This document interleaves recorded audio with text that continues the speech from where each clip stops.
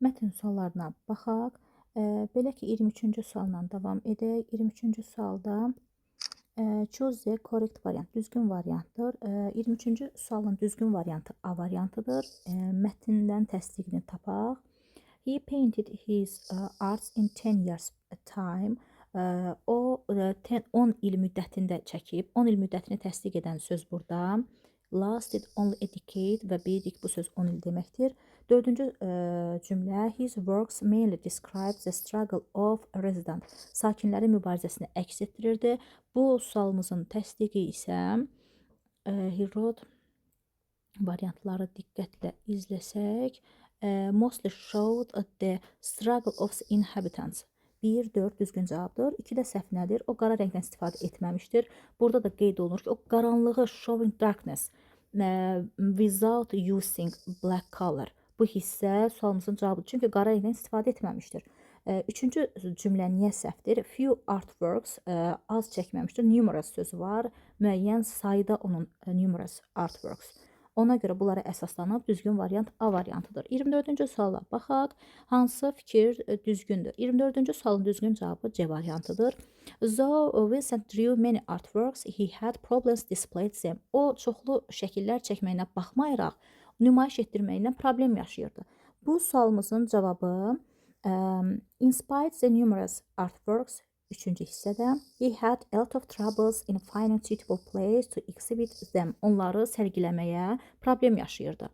Daha sonra 25-ci sualla davam edirik. In his letter to sell, Vincent van Gogh.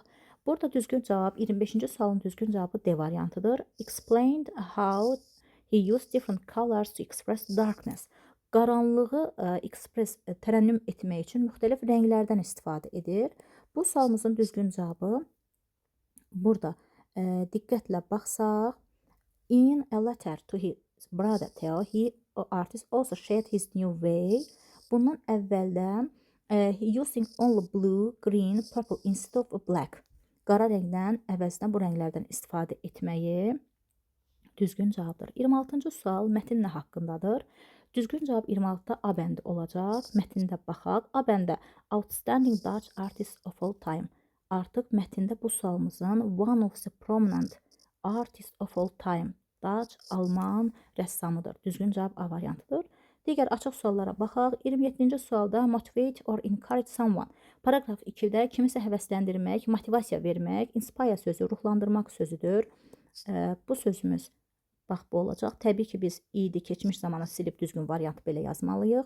28-ci sualın cavabı improve sözünün sinonimi. Improve birik inkişaf etmək, təkmilləşmək və paragraf 1-də istəyir. Paragraf 1-ə baxanda inkişaf etmək sözü düzgün develop sözüdür. İnkişaf etmək və keçmiş zamanda deyil, indiki zamanda yazılmalıdır.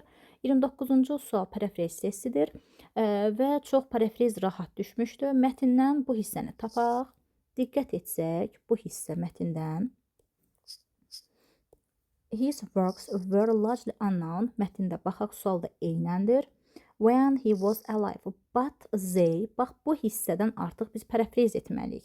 Belə ki, burada parafrez edəndə gain əldə etmək, biz get'in keçmiş zamanı qotla, immense, huge sözü ilə geniş mənada, böyük, popularity sözünü fame, şöhrət, məşhurluq sözünə əvəz edə bilərik. Üç sözü əvəzləməklə tam bal əldə edə bilərik. 30-cu sual şəxsi seçimdir. Bu qədər. Videonu bəyənməyi, kanala abunə olmağı unutmayın.